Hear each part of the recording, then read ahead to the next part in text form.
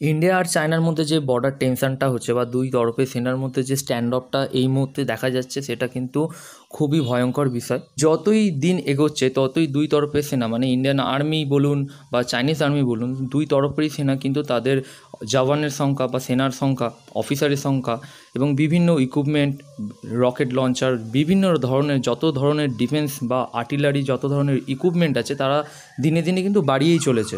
ভারতের বিভিন্ন retired army officer বা বিভিন্ন ধরনের ডিফেন্সের যেসব অফিসার্স বা স্টাফেরা আছে, বা এখন যে আর্মির যে সদস্যরা ওখানে পোস্টিং আছে, ধরুন সিকিম বলুন কি লাদাখ বলুন কি অরুণাচল প্রদেশ বলুন, সেখানে যারা পোস্টিং আছে তারা বলছেন যে আগে কিন্তু চায়নার এই ধরনের অ্যাগ্রেশন তারা দেখেনি।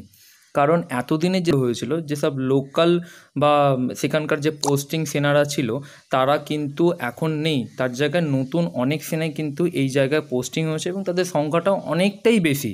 দেখুন, ইন্ডিয়া আর চায়নার মধ্যে যে স্ট্যান্ড আপটা এখন দেখা যাচ্ছে, এই ধরনের স্ট্যান্ড আপ কিন্তু এর আগেও দেখা গেছিলো।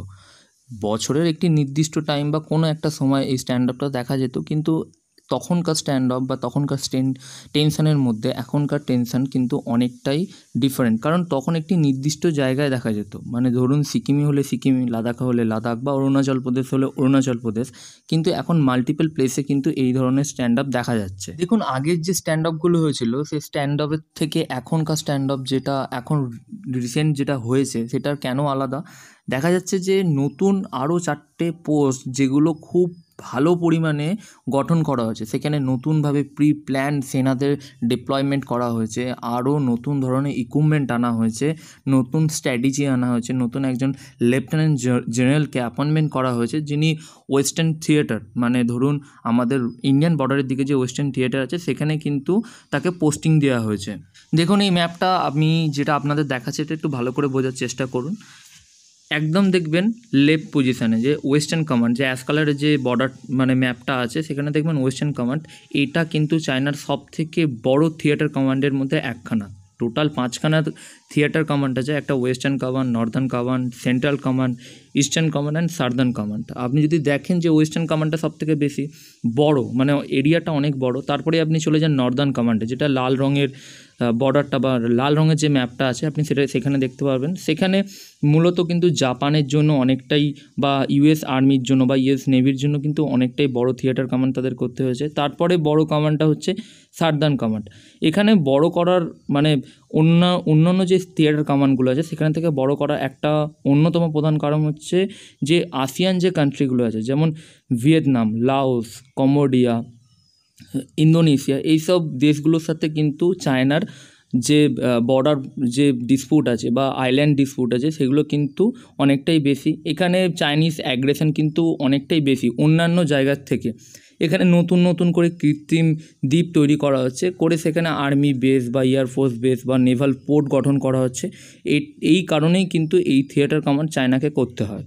দেখুন, চায়না যে এই ওয়েস্টার্ন থিয়েটার কমান্ডটা এত বড় পরিমাণে বা এত হিউজ ইকুইপমেন্ট দিয়ে তারা সাজিয়েছে, তার একটা বড় কারণ হচ্ছে এই বর্ডারটা বা ওয়েস্টার্ন যে বর্ডারটা আছে সেগুলো কিন্তু অনেকগুলি দেশের সীমানার সাথে তাদের বর্ডার শেয়ার করছে। তো দেখুন, এখানে কাজাকিস্তান আছে, রাশিয়ার কিছুটা অংশ আছে, মঙ্গোলিয়া আছে, আফগানিস্তান, পাকিস্তান, ইন্ডিয়া। কিন্তু শুধুই কি এই দেশগুলোর জন্য এত বড় থিয়েটার কমান্ড? একদমই না। কারণ যদি আপনি দেখেন যে ইন্ডিয়া আর চায়না, যদি আপনি তফাৎটা যদি খোঁজেন, তাদের ইকোনমির থেকে কিছুটা চায়না কিন্তু অনেকটাই, কিছুটা নয় অনেকটাই এগিয়ে আছে, $15 ট্রিলিয়ন। আর ইন্ডিয়া সেখানে আছে ওই 4 বা 3.68 ট্রিলিয়ন ডলারে। কিন্তু তাদের মধ্যে মিলটা হচ্ছে দুই দেশের আর্মি, নেভি, এয়ারফোর্স কিন্তু খুব শক্তিশালী। তো এই দুই দেশের পাওয়ার স্ট্রাগল চলছে এখন, যে সাউথ এশিয়ায় কে সবথেকে শক্তিধর রাষ্ট্র হবে, কারণ দুজনেই কিন্তু পরমাণু শক্তিধর রাষ্ট্র। তো এখন চায়না আর ইন্ডিয়ার সবথেকে কমন প্রবলেম হচ্ছে এই এরিয়ার মধ্যে, সেটা হচ্ছে এখানকার ভৌগোলিক অবস্থান। যদি আপনি দেখেন যে লাদাখ এরিয়া বা সিকিম বা অরুণাচল প্রদেশের ভৌগোলিক অবস্থান কিন্তু খুবই কঠিন। এই অঞ্চলে চায়না আর ইন্ডিয়া কিন্তু একই প্রবলেমে ভুক্তভোগী। তারা এখানে ট্রান্সপোর্টেশন খুব একটা ভালো করা যায় না, কারণ এখানকার যে ভৌগোলিক যে অবস্থান বা এখানকার পাহাড় পর্বত বা মালভূমি সমভূমি আপনি যাই বলুন না কেন, এখানে মাটি ঠিকঠাক নেই, তাই এখানে কোনো ভালো পরিমাণে রাস্তা ব্রিজ করা যায় না। তো চায়না কিন্তু অনেক আগে থেকে কিন্তু এই অঞ্চলের ট্রান্সপোর্টেশনের কিন্তু ওপর তারা গুরুত্ব দিয়ে বিভিন্ন রকম রাস্তা বানিয়েছে। তো ইন্ডিয়াও এই জিনিসটা বুঝতে পেরে এখানে এখন ম্যাসিভ ডিপ্লয়মেন্ট তারা করার জন্য যে ট্রান্সপোর্টেশন যে পরিস্থিতি আছে সেটাকে কিন্তু তারা খুব উন্নতি করেছে। বিভিন্ন রকমের ব্রিজ তারা তৈরি করছে। সেই ব্রিজগুলো কিন্তু কোনো এলোখেলো ব্রিজ নয়, মানে সেখানে হাজার হাজার টনের যাতে লোড নিতে পারে এই ধরনের ব্রিজ তারা তৈরি করছে। আপনি যদি ইন্ডিয়ার নর্থ ইস্ট ফ্রন্টিয়ার থেকে আরম্ভ করে আপ টু আস্কাই চীন পর্যন্ত দেখেন, বিভিন্ন ধরনের রাস্তা তৈরি হয়েছে, হিউজ হিউজ বড় বড় ব্রিজ তৈরি করা আছে যাতে বড় বড় আর্টিলারি, ট্যাঙ্ক, বিভিন্ন রকম ইকুইপমেন্ট যাতে ইন্ডিয়া নিয়ে যেতে পারে। সেই কারণেই কিন্তু তারা ইন্ডিয়া কিন্তু রাস্তাগুলো তৈরি করছে। তো এটাই চীনে মাথা ব্যথা হয়ে দাঁড়িয়েছে। দেখুন এই মুহূর্তে যদি ইন্ডিয়া এত কিছু মেজর ট্রান্সপোর্টেশনের জন্য রাস্তাঘাট, ব্রিজ তৈরি করে নেয়, তাহলে তারা খুব সহজেই তাদের সেনা ডিপ্লয়েড করতে পারবে, আর্মির জন্য বেস করতে পারবে, তাছাড়া নানা ধরনের এয়ারফোর্স স্টেশনও তারা তৈরি করতে পারবে।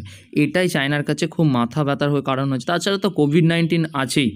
1 জুন অফিসিয়ালি একটি খবর পাওয়া যায়, সেখানে মানে একদম পাকাপোক্ত খবর দেখা যায় যে চীনের যে পিপল লিবারেশন আর্মি আছে সেখানকার এক লেফটেন্যান্ট জেনারেল জু উইলিংকে নতুন পিপল লিবারেশন আর্মির ওয়েস্টার্ন থিয়েটারের কমান্ডের যে গ্রাউন্ড ফোর্স আছে বা আর্মির জন্য কিন্তু অ্যাপয়েন্টমেন্ট করা হয়।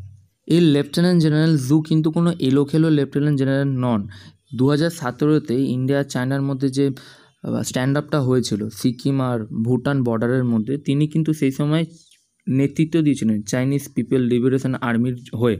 লেফটেন্যান্ট জেনারেল জু কিন্তু আগে ইস্টার্ন থিয়েটার কমান্ডে নিযুক্ত ছিলেন, একই সেম পোস্টে একদম, এবং তাকে মানা হয় যে তিনি খুব পোড় খাওয়া একজন লেফটেন্যান্ট জেনারেল, তাই তাকে এই গুরুত্বপূর্ণ দায়িত্ব দেওয়া হয়েছে ওয়েস্টার্ন কমান্ডে। দেখুন এর আগে কিন্তু তিনি 2017-এ যে স্ট্যান্ড আপটা হয়েছিল যেখানে মারামারিও হয়ে গেছিলো দুই সেনার মধ্যে, একদিন দুদিন না, বেশ কয়েক সপ্তাহ এই ধরনের সিচুয়েশান কিন্তু ছিল দুই দেশের সেনাদের মধ্যে।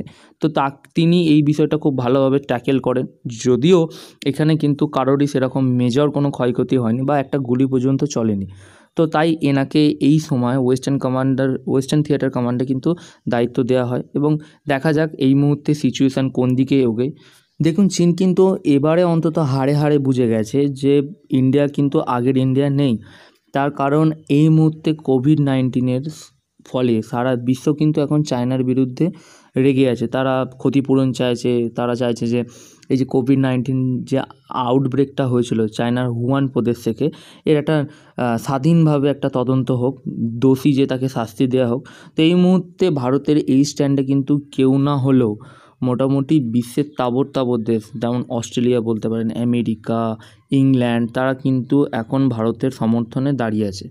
তো এই মুহূর্তে তারা তাদের চায়না কোনো দোষর পাবে না, পাকিস্তান আর নেপালকে ছাড়া। তো সেই জন্যই চায়নার এত মাথা ব্যথার কারণ, তারা নতুনভাবে সব পোস্টগুলো তৈরি করছে। তো আমার তরফ থেকে বা সাধারণ একজন ভারতবাসীর তরফ থেকে আমি চাই যে এই ঝামেলা, যুদ্ধ এগুলো যাতে না হয়, আর দেশ যেন আরও ভালোভাবে তাদের উন্নতি করতে পারে। আর আমি ভগবানের কাছে প্রার্থনা করছি যে এই যুদ্ধের যে কালো মেঘ এখন ইন্ডিয়া আর চায়না বর্ডারের মধ্যে আছে তা কিন্তু খুব তাড়াতাড়ি সরে যাক, আর একটা নর্মাল সিচুয়েশান যাতে তৈরি হোক, যাতে এই পরিস্থিতি থেকে আমরা বেরোতে পারি। ভিডিওটি আপনার কেমন লাগলো তা অবশ্যই কিন্তু কমেন্ট বক্সে কমেন্ট করে জানাবেন, আর ভালো লাগলে অবশ্যই লাইক দেবেন। আর আপনি এই ইন্ডিয়া আর চায়নার মধ্যে যে বর্তমান স্ট্যান্ড আপটা দেখা যাচ্ছে সেটা বিষয়ে আপনি কী ভাবছেন, যেটা কোন দিকে এগোবে তা কিন্তু অবশ্যই কমেন্ট বক্সে জানাবেন। আর আমাদের চ্যানেল ইউনিক বেঙ্গলি নিউজকে অবশ্যই সাবস্ক্রাইব করবেন। সুস্থ থাকবেন, ভালো থাকবেন, সাবধানে থাকবেন। Thank you.